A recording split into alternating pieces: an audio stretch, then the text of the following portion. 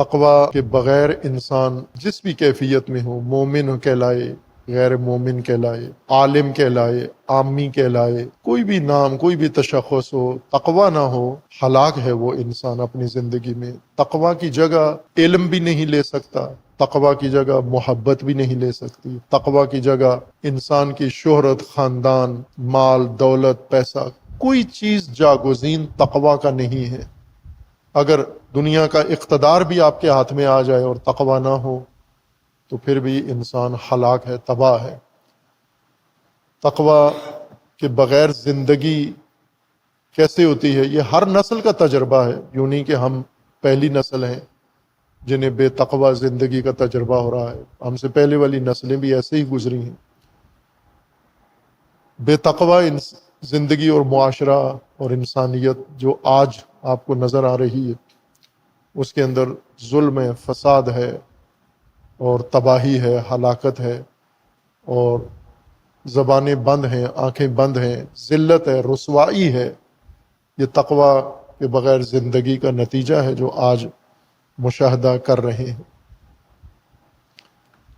اس وقت جو سب سے بڑا اہم معرکہ جاری ہے، جو سب کا امتحان ہے، اور جس میں اکثریت مسلمان بھی اور غیر مسلمان بھی ناکام ہو چکے ہیں، لیکن ایک اقلیت نے دلیری کے ساتھ انسانیت کا بھرم رکھا ہے، جنگ ہے ایران و امریکہ کے درمیان، یعنی تمام شیطانی طاقتوں کے درمیان، صرف امریکہ نہیں ہے بلکہ ساری شیطانی دنیا ہے، جس میں عرب بھی شامل ہیں، جس میں مغرب بھی شامل ہے، جس میں امریکہ بھی شامل ہے، جس میں مسلمان ممالک بھی شامل ہیں، اور دوسری طرف محاذ مقاومت ہے اور سلسلہ مقاومت ہے امامت و ولایت کا، ایران کی قیادت و سرپرستی میں، جس میں لبنان میں ہے، حماس میں ہے، بھی عراق میں ہے، اور یمن میں ہیں۔ یہ نمایاں منظم دستے اور گروہ ہیں، اور غیر منظم میں ظاہر ہے باقی دنیا بھی شامل ہے، اس کے اندر پاکستان بھی شامل ہے، پاکستان کی ایک اکثریت ان کے ساتھ ہے، لیکن صرف قلبی طور پر، احساسات کے طور پر، عملی طور پر اس میں شامل نہیں ہے۔ یہ جنگ دو غلط محاسبات، دو غلط کیلکولیشن اور دو غلط حساب کتاب کے نتیجے میں شروع ہوئی۔ ایک غلطی دنیا کو، ایران کو سمجھنے میں ہوئی، اور ایک غلطی امریکہ کے بارے میں ہوئی۔ امریکہ نے اپنے میڈیا اور اپنے تمام شیطانی نظام سے یہ تاثر دنیا میں پھیلایا ہوا تھا جو ابھی تک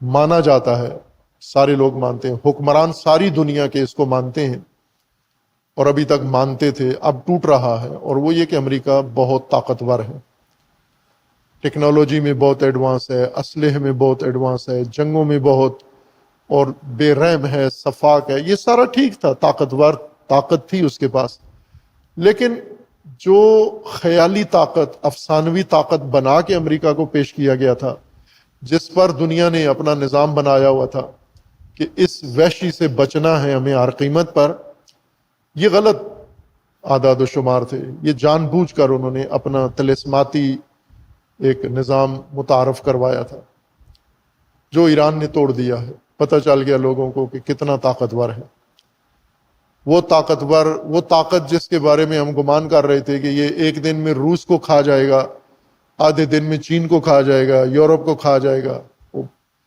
ایک پوری طاقت اس نے استعمال کی، اس کے اسلحے کے ذخائر خالی ہو چکے ہیں، ماڈرن ٹیکنالوجی اس نے استعمال کی، جہاز، میزائل اور آئی ٹی اور اے آئی اور ہر ٹیکنالوجی جو آج تک بشر نے حاصل کی ہے طاقت، وہ ساری اس نے استعمال کی، لیکن 1% اپنے مقصد میں کامیاب نہیں ہوا، 1 انچ بھی اپنے مقصد میں کامیاب نہیں ہوا، اور آخر کار ابھی منتیں کرتا ہے، چھوٹے چھوٹے ملکوں کی، قطر کی منتیں کرتا ہے، پاکستان کی منتیں کرتا ہے، دیگر ممالک کی، عمان کی منتیں کرتا ہے کہ کسی طرح ہرمز کھلوا دو، مجھے بے آبرو ہو گیا ہوں، ذلیل ہو گیا ہوں، امریکہ کے اندر بھی اور امریکہ سے باہر بھی۔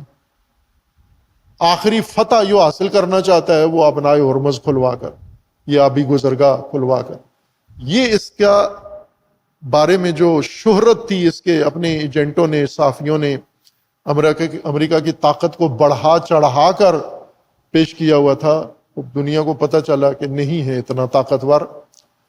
اور ایک ملک جو 50 سال سے پابندیوں میں ہے، جس ملک کے ساتھ آزاد تجارت نہیں ہوتی، جس کو اسلحہ نہیں بیچا جاتا، جس کو ٹیکنالوجی نہیں دی جاتی، وہ خود اپنے قدموں پر کھڑا ہو کر اپنے زور بازو سے اس کے مقابلے میں کھڑا ہوا اور اسے ذلیل کیا اور اسے شکست دی، جس شکست کو سب نے مان لیا. یہ ایک ان کا غلط محاسبہ، غلط فہمی تھی جو اب دور ہو جانی چاہیے. اب امریکہ سے کسی کو نہیں ڈرنا چاہیے. اگر کوئی ابھی بھی ڈرتا ہے امریکہ سے، وہ بہت بڑا احمق ہے، بزدل ہے اور ناسور ہے جو ابھی بھی امریکہ سے ڈرتا ہے. ممکن ہے ڈرتے ہوں، کچھ ملک یا کچھ حکمران ڈرتے ہوں اس سے، لیکن باشعور باضمیر انسان اب اس دیو سے نہیں ڈرتا جو بنا کے پیش کیا گیا تھا. اسی طرح اسرائیل بھی ہے. دوسری غلط فہمی ایران کے بارے میں تھی کہ ایران کمزور ہے، ایرانی عوام ایرانی حکومت کے خلاف ہیں، ایران کو ٹیکنالوجی نہیں مل رہی، ایران کو سائنس کی مدد نہیں مل رہی، ایران کو اسلحہ نہیں فروخت کیا جا رہا، آزاد دنیا سے ایران ایک قطع تعلق کر کے محصور ہو گیا ہے، اس وجہ سے کمزور ہے اور اس پر حملہ کریں. اور انہوں نے حملے کا دن کتنا رکھا تھا، ان کی حماقت دیکھیں. ایک دن یا 1.5 دن یا بہت زیادہ ہو تو 2 دن میں انہوں نے کام تمام کرنا تھا. اتنی غلط فہمی تھی ان کو کہ 2 دن کے اندر ہم اس کو گرا دیں گے اور عوام سڑکوں پہ آ جائیں گے اور حکومت ختم ہو جائے گی، سپریم لیڈر شہید ہو جائیں گے. یہ غلط فہمی ان کی دور ہوئی. جس کو طاقتور سمجھتے تھے وہ نہایت کمزور نکلا، اور جس کو کمزور سمجھ رہے تھے وہ بہت طاقتور نکلا. دونوں طرف یہ مثال ہے گمراہی کی کہ کتنی بڑی گمراہی تھی. جن کے ذہنوں میں یہ بات تھی کہ ایران کمزور ہے، اور جن کے ذہنوں میں یہ بات تھی کہ امریکہ ناقابل شکست ہے، وہ ناقابل تسخیر ہے.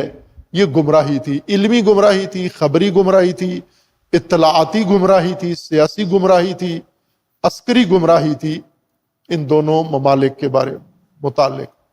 البتہ طاقت کا توازن ابھی بھی برابر نہیں ہے. امریکہ کے پاس جتنے وسائل ہیں، اسباب ہیں، لیکن طاقت ساری اسلحے کو نہیں کہتے، طاقت بہت سارے مجموعے کو کہتے ہیں، جس میں آئیڈیالوجی بھی طاقت کا سرچشمہ ہے. ایمان طاقت ہے. اصل طاقت جو ایران کے اندر ہے وہ ان کا ایمان ہے، وہ ان کی آئیڈیالوجی ہے، وہ ان کا مکتب ہے. اور طاقت کا منبع ایران کے پاس اور ہے، امریکہ کے پاس اور ہے، اور وہ طاقت کا منبع نہ ختم ہونے والا ہے. البتہ ایران میں کمزوری تھی، جس کمزوری سے نقصان بھی ہوا کہ ایران کے اندر نفوذ آسانی سے ہو جاتا ہے، رکھنا آسانی سے، جاسوسی آسانی سے شروع ہو جاتی ہے. اور اس طرف یوں نہیں کہ آج پتہ چلا ایران کو اتنا نقصان اٹھانے کے بعد. یہ جو لوگ ایران کے بارے میں، کئی ایسے لوگ تھے بلکہ ایک بڑے صحافی کے بقول کہ جس دن رہبر شہید ہوئے 28 فروری 2026 کو، تو انہوں نے کہا کہ اس دن سے میں نے ایران کے بارے میں مطالعہ شروع کیا ہے، وہ بھی انٹرنیٹ پر. اس دن سے شروع کیا. اس سے پہلے میرا مطالعہ نہیں تھا، میری کوئی اسٹڈی نہیں تھی، مجھے نام ہی نہیں پتا تھے ایرانی عہدیداروں کے اور ایرانی علاقوں کے. مجھے یہ نہیں پتا تھا ایران کے اندر ڈویژن کتنے ہیں، صوبے کتنے ہیں، سسٹم کیا ہے ان کا. چونکہ یہ بڑی جنگ شروع ہوئی تو پھر میں نے اس دن نیٹ کھولا اور نیٹ سے جتنی معلومات. دوسرے دن یہ ٹاک شو میں آ گیا ہے یہ بندہ، جس کو 28 فروری تک ایران کے بارے میں کچھ پتہ نہیں تھا. 28 فروری کو اس نے ریسرچ کی اور 1 مارچ تک اس کی ریسرچ مکمل ہو گئی، اور یہ صاحب نظریہ بن گیا. ایران جنگ کو تجزیہ کرنے کے لیے ٹی وی پہ آ کے بیٹھ گیا اور پاکستان کی قوم کو رہنمائی کرنے لگا، بالکل اس ذاکر کی طرح جس کو عمر بھر میں تاریخ پڑھنے کی فرصت ہی نہیں ہوئی اور وہ کربلا بیان کرنا شروع کر دی اس نے.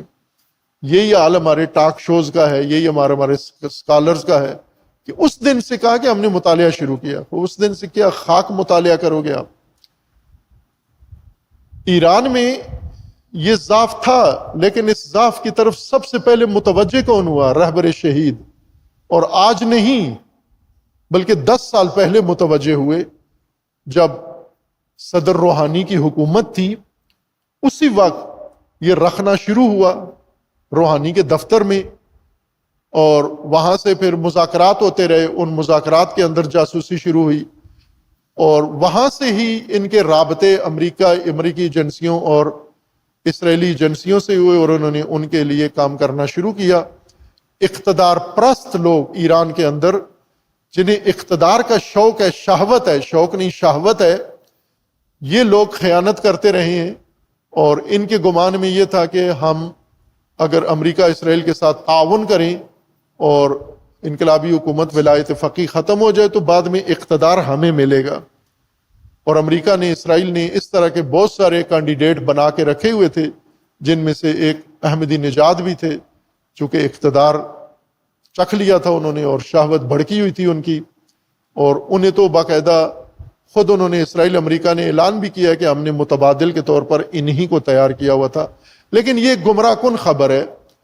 ان کے ساتھ رابطے میں تھے یہ لوگ، لیکن یہ صحیح خبر نہیں ہے. اصل جس شخص کو انہوں نے تیار کیا ہوا تھا وہ حسن روحانی ہے، اور اس کو انہوں نے تیار کیا ہوا تھا. رابطے ان کے ساتھ تھے، اور انہوں نے معلومات دی ساری، اور جاسوسی بھی انہی کے دور میں شروع ہوئی.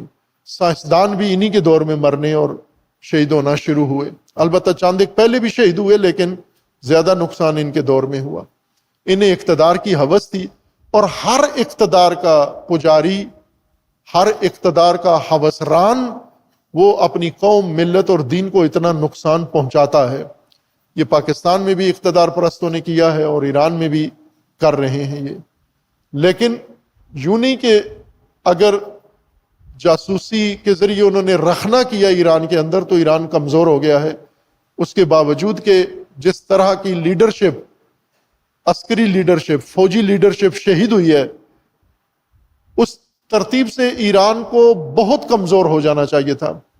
لیکن ایران روز بروز ہر شہادت کے بعد پہلے سے زیادہ قوی تر ہو گیا ہے. پہلے امریکہ حملہ کرتا تھا، ایران جواب دیتا تھا. اب یہ جو گزشتہ 2 ہفتے گزرے ہیں اس میں ایران نے پہل شروع کی ہے، اور امریکہ اب دفاعی حالت میں ہے اور دھمکیاں دیتا ہے، دھمکیوں کے ذریعے سے ڈراتا ہے، ہراساں کرتا ہے. یہ امریکی چال ہے.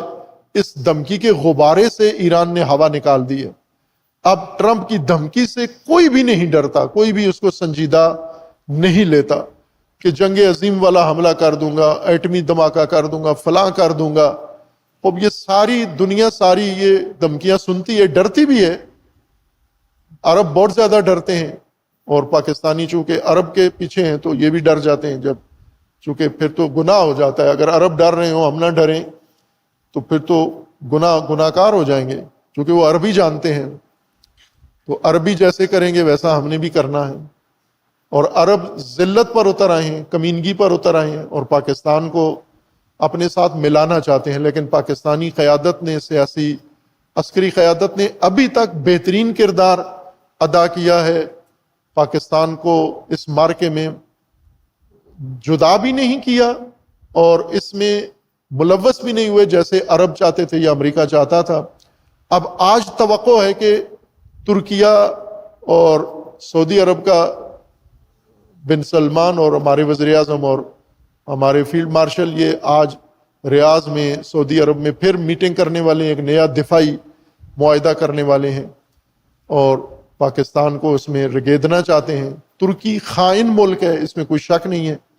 پاکستان کی سب سے اعلیٰ کارکردگی رہی ہے اور پاکستان نے کم از کم خیانت نہیں کی. پاکستانی قیادت نے جو فضا اول میں بنائی گئی تھی اور کروانا چاہ رہے تھے پاکستان سے، لیکن پاکستان نے ایران کی پیٹھ میں چھرا نہیں گھونپا.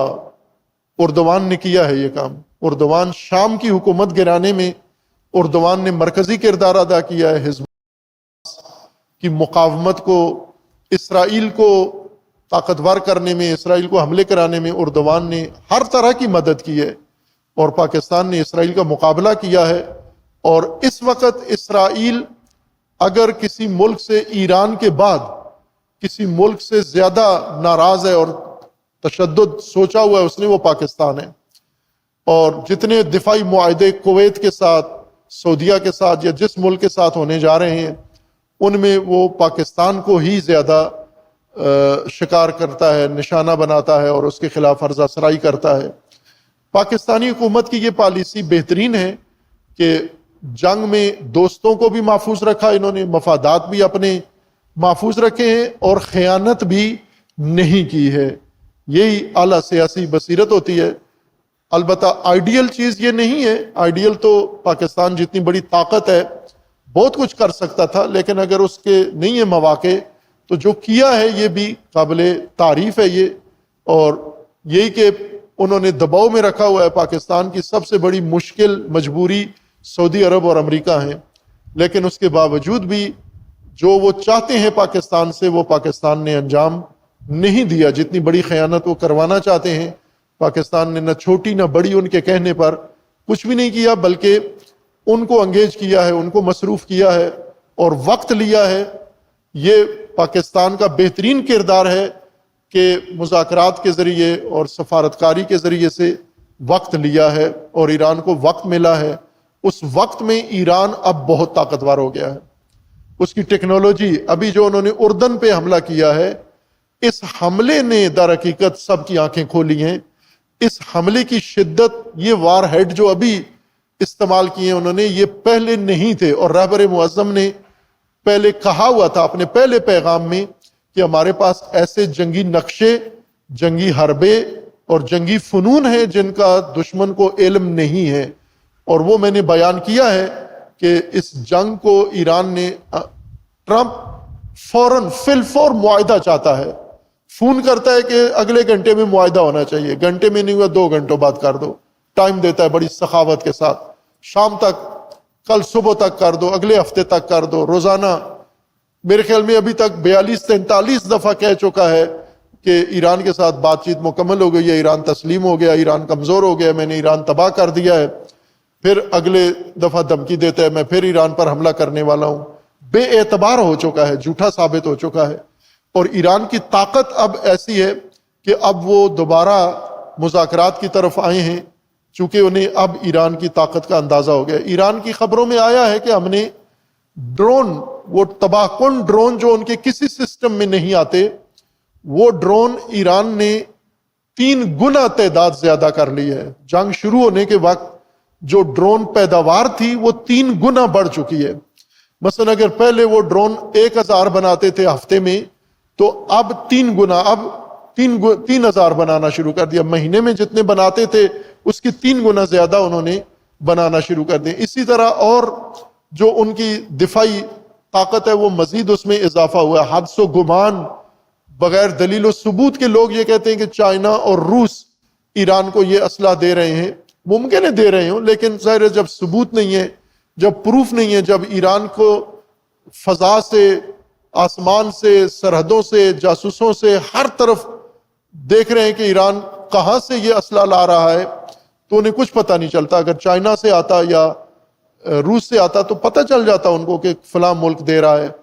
اور ابھی انہوں نے 1 کروڑ یا 1.5 کروڑ ڈالر امریکی اعلان کیا ہے امریکی حکومت نے پچھلے ہفتے کہ جو بھی ایران کے ڈرون فیکٹری اور ڈرون ایریا اور زون ہمیں بتائے گا، خبر دے گا، 1.5 کروڑ ڈالر اس کو انعام دیں گے. اب ظاہر انعام لینے والے پہنچ چکے ہوں گے ایران ڈرون کا سراغ لگانے کے لیے. جو کہتے تھے جاسوسی بہت رخنا کر گئی ہے اور ایران جاسوسوں کے کنٹرول میں ہے، تو اب امریکہ کو اتنی پاورفل سیٹلائٹ کے بعد بھی ان کو نہیں پتہ چلتا کہ یہ ڈرون بناتے کہاں سے ہیں، چلاتے کہاں سے ہیں، چڑھاتے کہاں سے ہیں اور کس طرح سے کر رہے ہیں، یہ نہیں خبر ان کو مل رہی. تو کون فیل ہوا؟ ایران فیل ہوا یا امریکہ فیل ہوا؟ اسرائیل فیل ہوا؟ وہ جو ادھر بیٹھ کر بھاشن دیتے تھے بڑے کہ ایران میں طاقت نہیں تھی تو کھڑا کیوں ہوا؟ وہ قرآن یہ کہتا ہے کہ اگر آپ میں طاقت نہیں ہے تو طاقتور ہو جاؤ اور طاقتوروں کے مقابلے میں کھڑے ہو جاؤ. یہ قرآن کا حکم ہے. آپ قرآن نہیں پڑھتے ہو.